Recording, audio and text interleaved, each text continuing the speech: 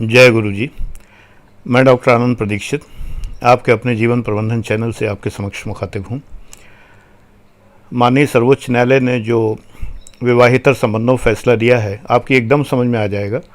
यदि एक दो दिन पहले जो मैंने BTPUP चैनल पर बताया है, इस फैसले के पहले मैंने बताया है कि संवैधानिक क्या होता है, लीगल क्या होता है, इलीगल क्या होता है, वगैरह वगैरह। मैं एक एग्जाम्पल हमेशा से देता रहा हूँ बच्चों को समझाने के लिए। जब मैं एथिक्स पढ़ाता हूँ तब भी मैं ये बताता हूँ कि लीगल और एथिकल, इलीगल और अनएथिकल, ये चार चीज़ें हैं, इन पर ध्यान देना चाहिए। मैं उदाहरण हमेशा देता हूँ कि अगर हमारे परिवारों में एक प्रथा है कि छोटा भाई बड़े भाई की बात मानेगा, पिता की बात मानेगा बेटा, ये लीगल प्रोविज़न नहीं है, क्रिमिनल ऑफेंस नहीं है, यहाँ तक कि सिविल ऑफेंस भी नहीं है। अगर एक बच्चा अपने भाई की, बड़े भाई की या अपने पिता की बात नहीं मानता तो इसके लिए उसको क्रिमिनली प्रोसिक्यूट नहीं कर सकते और सिविल सूट भी दायर नहीं कर सकते हैं। ठीक है, ये अनैतिक कहा जाएगा। अगर एक एरोगेंट बच्चा है तो पूरा समाज उसको अनैतिक कहेगा। ये समाज की शक्ति है और समाज की शक्ति से ही कानून बनते हैं। अनुच्छेद 13 देख लीजिए, having a force of law जहाँ लिखा हुआ है वहाँ पर परंपराओं का भी जिक्र है कि लॉ का मतलब वो सब चीज़ें होती जिनमें परंपराएं भी हैं। Having a force of law, मैं हमेशा मानता हूं कि इस हिसाब से खाप पंचायतों में फोर्स ऑफ लॉ है, कंगारू कोर्ट जिन्हें कहा जाता है, फोर्स ऑफ लॉ है। और कभी ना कभी सुप्रीम कोर्ट इस चीज़ को माननीय सर्वोच्च न्यायालय देखेंगे कि जिसमें फोर्स ऑफ लॉ है और वो परंपराओं का पालन करा रहे हैं तो वो क्यों लॉ के परव्यू में नहीं आएगा। अनुच्छेद 13 कह रहा है, पढ़ के देखिए अनुच्छेद 13 एक बार। बहरहाल ये विषय यहाँ नहीं है, तो मैं आगे आता हूँ कि पति पत्नी का संबंध, पत्नी दूसरे से संबंध अगर रखती है, मुद्दा तो यही है, तो ऐसे में प्रोसिक्यूट किया जा सकता था और वो पुरुष जिससे संबंध रखती है उसे जेल हो जाती थी एडल्ट्री के अपराध में, और जो स्त्री है वो बच जाती थी। देखा जाए तो अब ये हुआ कि वो पुरुष उस क्रिमिनल ऑफेंस से बच गया अगर वो सहमति से। बात सारी सहमति की हो रही है, असहमति तो बलात्कार है, सहमति की बात हो रही है। न्यूज़ चैनलों मत जाइए, फालतू बकवास चल रही है, ध्यान से समझिए। अगर सहमति से एक पुरुष की पत्नी चोरी छुपे दूसरे पुरुष से संबंध रखती है और पुरुष को पता लग जाए उसके पति को, तो वो अभी तक ये कर सकता था कि उस कपल के खिलाफ FIR करा सकता था, यानी अपनी पत्नी और उस पुरुष के खिलाफ जो उसको सेक्सुअली संबंध में है।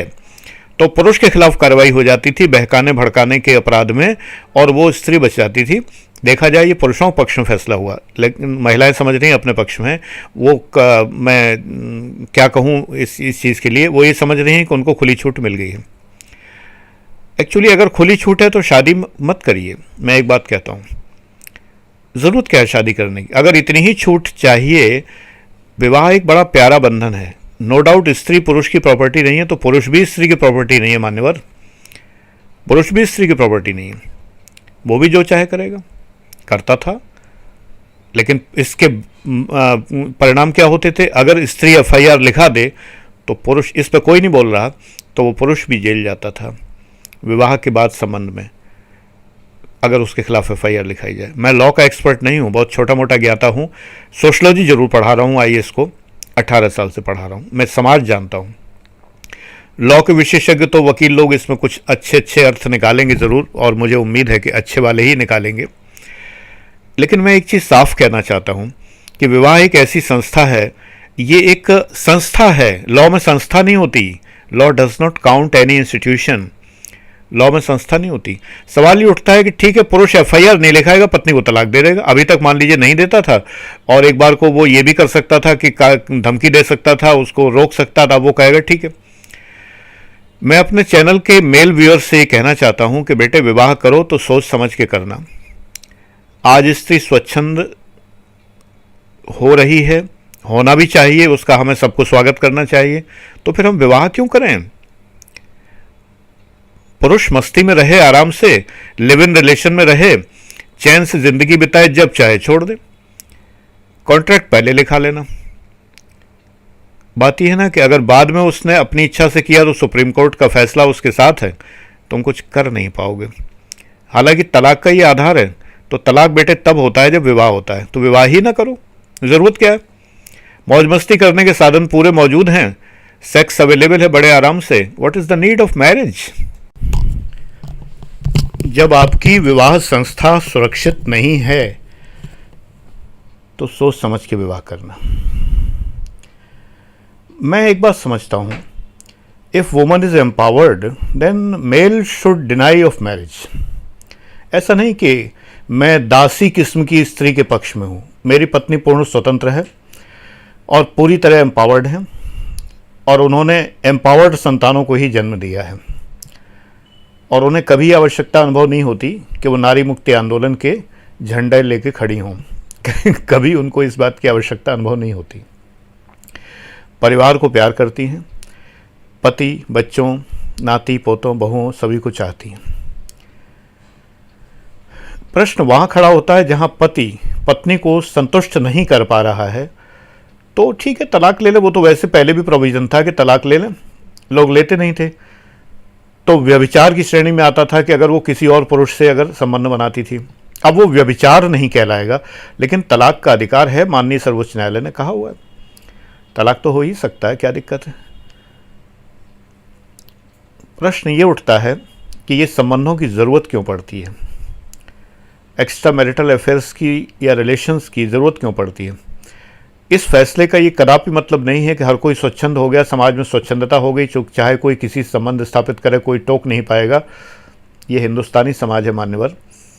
यहाँ पर इतनी एम्पावर्ड वुमन हैं, उन एम्पावर्ड वुमन को पुरुष ऐसे दबा के रखता है। मेरे क्लास में जो बच्चे पढ़ते रहे हैं, मैं कम से कम 4-5 लड़कियों का एग्जाम्पल बता सकता हूँ जिन्होंने रो रो के अपना दुखड़ा गाया है, और वो दुखड़ा ये गाया है कि विवाह होते ही उनके पति ने उनका सिम कार्ड रखवा लिया, फ़ोन पूरा छानबीन कर डाली, और किसी से अगर बात करें तो अपना फ़ोन देते थे और फ़ोन में भी रिकॉर्डिंग ऑन करके रखते थे। अभी भी यही करते हैं। वो लड़कियां जो 8-8 आंसू उस समय रो रही थी, आज उन पतियों को स्वीकार कर चुकी हैं, पूरी तरह से पढ़ी लिखी हैं। आखिर आईएएस की तैयारी कर रही थी तो पढ़ी लिखी तो हैं ही, पढ़ी लिखी महिलाएं हैं, अब पूरी तरह गृहिणी बन चुकी हैं। अच्छी खासी शुद्ध गृहिणी लगती हैं देखने में। जो पहले एकदम स्मार्ट गर्ल्स लगा करती थी, आज वो बिल्कुल ही एकदम ट्रेडिशनल आंटी जी बन चुकी हैं। यस, ट्रेडिशनल आंटी जी। और गहने जेवर, शॉपिंग मॉल घूमना, कपड़े इसी में खो चुकी हैं, जैसे ट्रेडिशनल गांव की वुमन खोई रहती थी, वही वो हो चुकी हैं। पूर्णतया बीटेक हैं, फर्स्ट डिविजनर्स हैं, एमबीए हैं, पता नहीं क्या क्या हैं। और एक तो महिला अधिकारी थी मेरे ही डिपार्टमेंट में, बिक्री कर विभाग में, कमर्शियल टैक्स जिसे आजकल कहते हैं। उनके पति स्कूटर से उनको छोड़ने आते थे, सरकारी जीप में नहीं आने देते थे, क्योंकि ड्राइवर नाम का एक पुरुष उसके बगल में बैठेगा ये उन्हें मंजूर नहीं था। और आके क्योंकि स्कूटर से ज़्यादा की उनकी हैसियत नहीं थी, अपनी पत्नी को असिस्टेंट कमिश्नर को ऑफिस में छोड़ने आते थे, बाहर बैठे रहते थे, शक्ल सूरत से चपरासी लगते थे, लोग उनको भी 100 रुपये दे जाया करते थे, ये सोच के दिन भर में कमाई भी हो जाती थी उनकी। ऐसे ऐसे पुरुष हैं। इन पुरुषों से छटपटाती महिलाएं क्या करेंगी बताइए आप। वो स्त्री जिसकी मैं बात कर रहा हूँ, उस असिस्टेंट कमिश्नर के, उसके किसी परपुरुष से संबंध नहीं थे, किस आधार पर तलाक लेंगे? वो तलाक लेगी भी तो किस आधार पर, ये प्रूफ कहाँ से मिलेगा? वो लेना भी चाहे तो क्या ले पाएगी? मान्यवर, समाज है ये, मजाक नहीं है। समाजशास्त्र बिना पढ़े लॉ पढ़ना अपराध है एक तरह का। ये समाज है, कानून से समाज नहीं चलता है। जब पति पत्नी में तलाक होने को होता है तो तमाम नाते रिश्तेदार वगैरह आ जाते हैं और उस तलाक को रुकवाने का प्रयास करते हैं। घर वाले तमाम, मेरे सामने न्यूज़ चैनल चल रहा है, बकवासें चल रही हैं तमाम सारी। इन लोगों को समझ नहीं है, वितंडावाद है केवल। माननीय सर्वोच्च न्यायालय ने बिल्कुल दो टूक और सही फैसला दिया है। क्रिमिनल ऑफेंस नहीं है, बट सिविल कहा उन्होंने है। मैं इससे एक लेवल आगे बढ़ के कहता हूं कि वो नैतिक अपराध तब भी रहेगा। और उस नैतिक अपराध पर अगर पति प्रताड़ित करता है उसको, तो क्या कर लेगी स्त्री बताइए? वो मारपीट नहीं करता, लेकिन उसको इग्नोर करता है, बात नहीं करता, कहीं ले नहीं जाता, किसी से परिचय नहीं कराता, कहीं आने जाने नहीं देता, ठीक है, कहता है you are a sex doll simply so that have your sex with anyone, I am setting you free, go to anywhere, how far I am concern. अगर ये सोचेगा तो क्या ये विवाह संस्था चलेगी? लिव इन तो पहले से ही वैध हैं। अपने पैर कुल्हाड़ी मार रहे हो तुम सब लोग, अपने युवा पीढ़ी। सच बात यह है कि तुम सबके लिए लिव इन ही सबसे अच्छा है, विवाह संस्था तुम लोग बर्दाश्त नहीं कर पाओगे। मुझे लगता है ये बहुत पवित्र संस्था है, और आज के इस अनैतिक वातावरण में ये आशा नहीं की जानी चाहिए कि इतनी पवित्र चीज़ को कोई टॉलरेट भी कर पाएगा। You people don't know what is the sacredity. You people का मतलब वो लोग जो ऐसा सोचते हैं। What is the sacredity of marriage? You can never think. लोगों के लिए सेक्स और ऑर्गेज्म प्रमुख है, केवल यौन इच्छा की पूर्ति, चाहे घर में करें चाहे बाहर करें। अब तो वो वैध हो गया, बाहर कर सकते हैं। ये बात अलग है उन्हें घर से निकाल दिया जाए, लतिया दिया जाए, फेंक दिया जाए, कुछ भी कर दिया जाए, बट वैध है, कार्रवाई नहीं होगी, no doubt, of course, I agree, no action can be taken, there is no criminal offence. बिल्कुल सही कोर्ट ने किया है, सही सजा दी है। ये छूट नहीं दी है, बेवकूफ़ों को समझ में नहीं आ रहा है, ये सजा दी है। अब ये महिलाएं घर से निकाल दी जाएंगी, छोड़ दी जाएंगी, भगा दी जाएंगी, इनको इग्नोर किया जाएगा, इनके खिलाफ कुछ नहीं किया जाएगा, क्योंकि अवैध नहीं है, वैध है। जाइए, जिससे मर्जी आइए करिए, जो कुछ चाहे करिए, वैध हो गया है। बहुत अच्छा किया न्यायालय ने। ऐसे में, ऐसे समाज के लिए कोर्ट को यही चाहिए था। I appreciate. हाथ में माइक है, एक में चाय है, नहीं ताली बजाता तो यों करके कह सकता हूँ कि इसको ताली बजाना समझ लीजिए। स्टैंडिंग ओवेशन है माननीय सर्वोच्च न्यायालय के लिए, और इस समाज के लिए, अनैतिक समाज के लिए यही दंड है। प्रश्न ये, महिला बाहर जाती क्यों है? पति उसको संतुष्ट नहीं कर पा रहा है तो तलाक क्यों नहीं ले लेती? नपुंसकता के आधार पर या सेक्सुअली संतुष्ट ना कर पाए तो तलाक का प्रोविजन है ना, व्हाई नॉट? दोनों हाथ में लड्डू क्यों? यहां भी उधर भी लड्डू प्रिय समाज। ये समाज लड्डू प्रिय समाज है। एक लड़की अपने 4 प्रेमियों में से एक प्रेमी को लड्डू कहा करती थी। उसने एक केस स्टडी में बताया था मुझे, इसलिए मुझे लड्डू याद आ गया। उसके 4 प्रेमी थे, 3 की जानकारी, चौथे को नहीं थी, 5वें से विवाह हुआ। 5वां प्रेमी नहीं था, विवाह उससे हुआ। महान राष्ट्र के कर्णधार पुरुष भी ऐसे ही, 2 इस जेब में 2 उस जेब में, एक पीछे एक आगे, ठीक है। मुझे एक बड़ा सुंदर जोक याद आ जाता है। समाज कहाँ जा रहा है?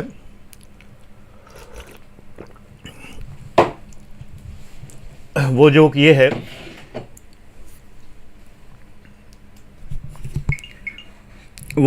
है, तब अमेरिका के लिए कहा गया था कि अमेरिका में एक पत्नी का पति के लिए फ़ोन आता है दफ्तर में कि आप ज़रा घर चले जाइए, मेरे बच्चे और आपके बच्चे मिलकर हमारे बच्चों को मारपीट कर रहे हैं। तब इससे बड़ी हंसी आती थी। अब तो ये भारत में बड़ा आम है कि मेरी प्रेमिकाएं तुम्हारे प्रेमी और हमारे पति पत्नी, ऐसी बातें हुआ करेंगी। कोई बात नहीं, हम रोने वाले कौन होते हैं, हम तो खुश हैं। समाज जिस रास्ते पर जा रहा है, पतन के रास्ते पर, तो पतन के रास्ते पे पतन के नौजवान शहीद हों, इससे अच्छी और क्या बात है। बिल्कुल सही फैसला है।